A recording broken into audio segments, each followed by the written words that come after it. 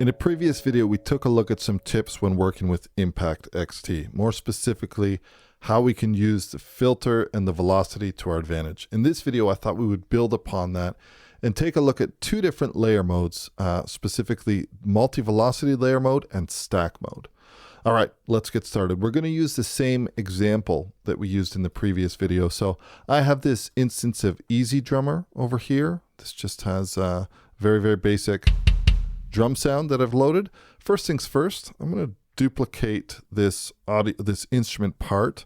Let's just zoom it into view. We will unmute it. I'm going to double click and I'm going to deselect this option over here. Now I just want to select all of these and let's move the velocity all the way up to 127. And now I'm going to switch over to the line tool.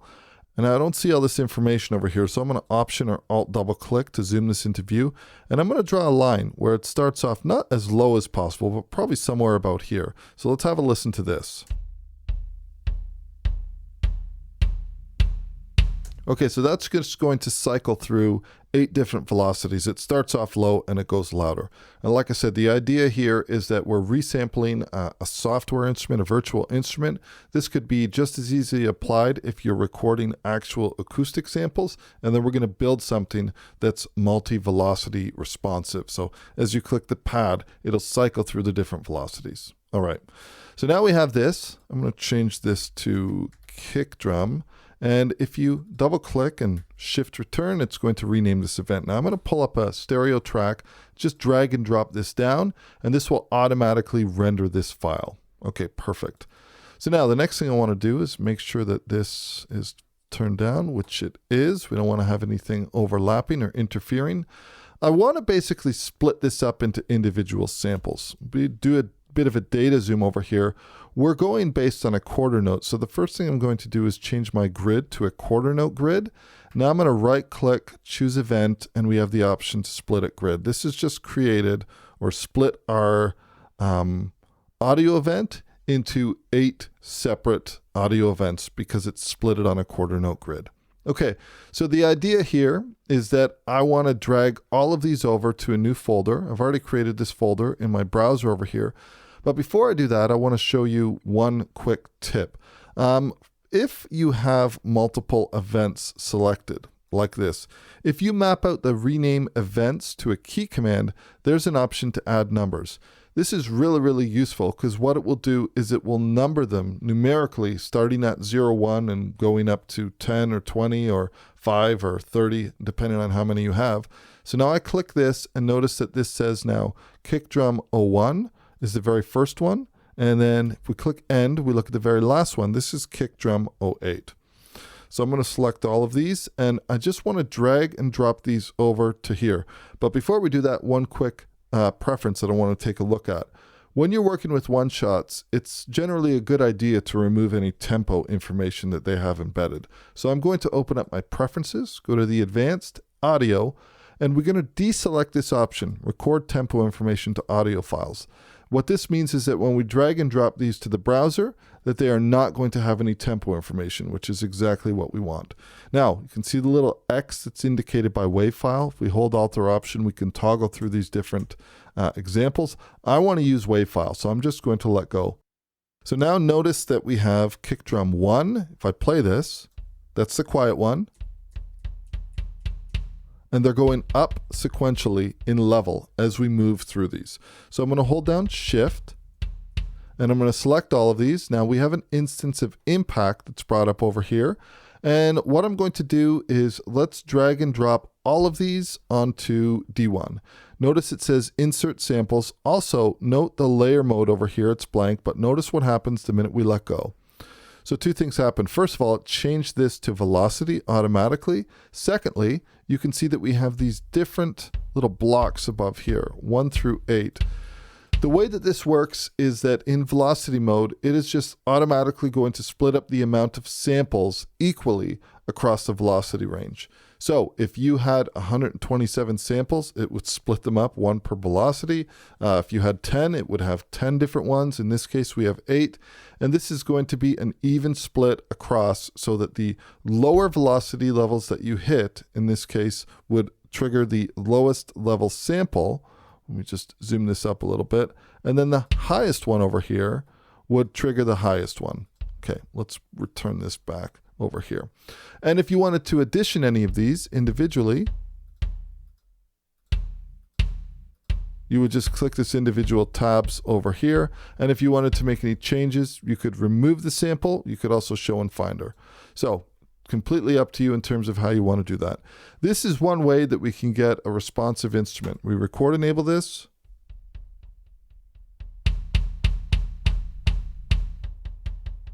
And this is responsive now according to the velocity that I'm playing on my Atom SQ. And if we sequence anything, it could be triggering these different samples that exist up top here. Okay, so that is one way that we can work with multi-velocity in terms of the layer mode. Now, you don't have to just drag and drop a bunch of samples on in order to get layer mode. You could, for example, drag them one at a time and you could add the samples. So let's go to a blank pad. Maybe we'll go to C2. I'm going to drag this sample over here. And as you can see, layer mode is blank. What happens if I wanted to then add additional samples? I'm going to drag this across. It says replace sample, but if I hold down command, it says add sample. Now you can see that we have 2. Let's add 3 and 4. Both of these, I'm going to drag them across, replace samples, or hold down command on a Mac, control on a PC, add samples. So now we have 1, 2, 3, 4. So that is working with the velocity layer mode. If you want to work that way and program something out, you can get an incredibly detailed instrument. And if you have something like a virtual drum kit, MIDI, where you can play the drums and trigger that, a V-drum kit, then this can be a way that you can get incredibly realistic sounding samples and they will be velocity responsive. Now there is another mode that I want to check out, and that is stack mode. So we're going to switch to a different folder over here.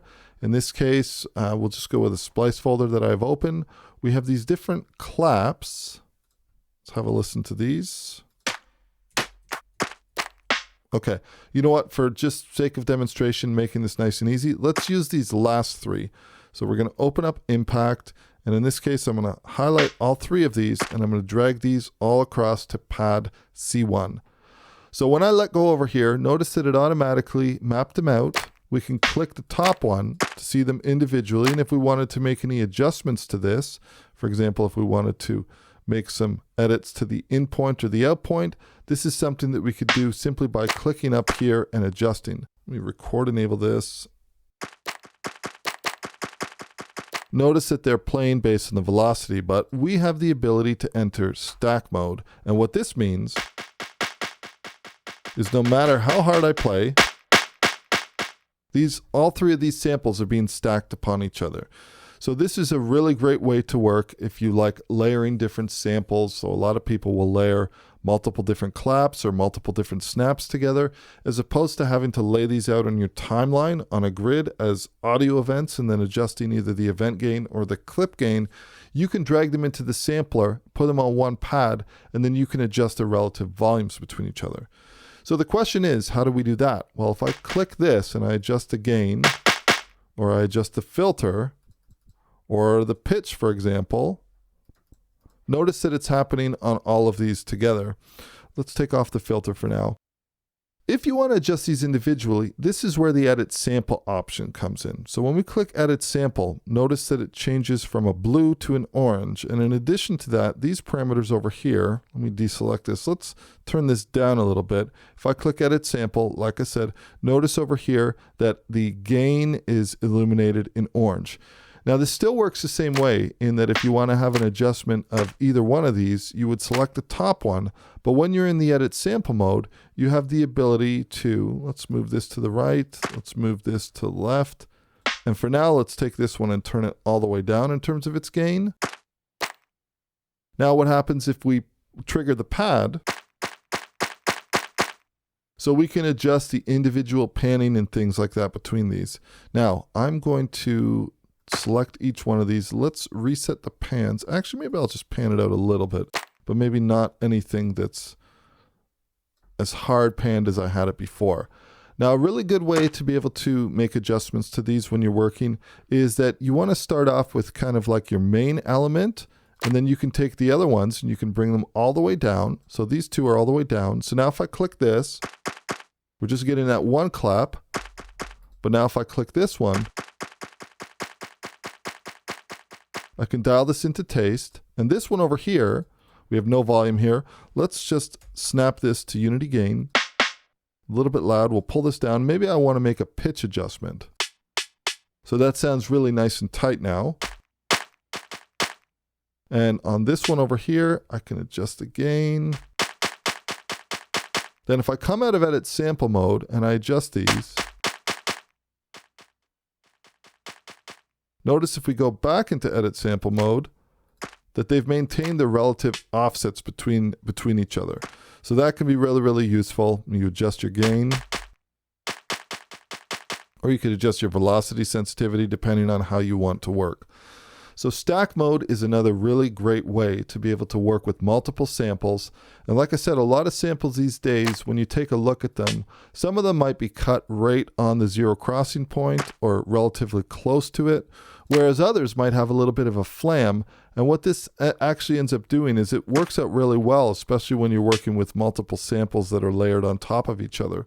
So you end up getting a really, really full sound, and we have the benefit that regardless of whether you're using basic MIDI sequencing when you're working with instrument parts, or if you're working with pattern parts, that you can sequence with individual MIDI triggers, and they are triggering those different samples, and then you have the individual control just by adjusting this edit sample parameter and making the tweaks to all of these. You can fan them out and adjust the panning and volume, and you could add a filter if this was a little bit too much. You could say, okay, well, let's move this down to low pass 12. Have a listen to this now. Maybe I can filter it more.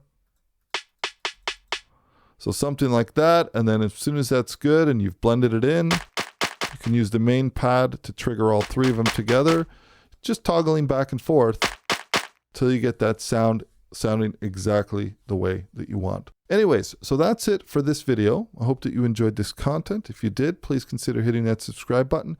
Any questions or comments, please leave them down below. I will do my absolute best to get back to you. And as always, we will catch you in the next video. Cheers.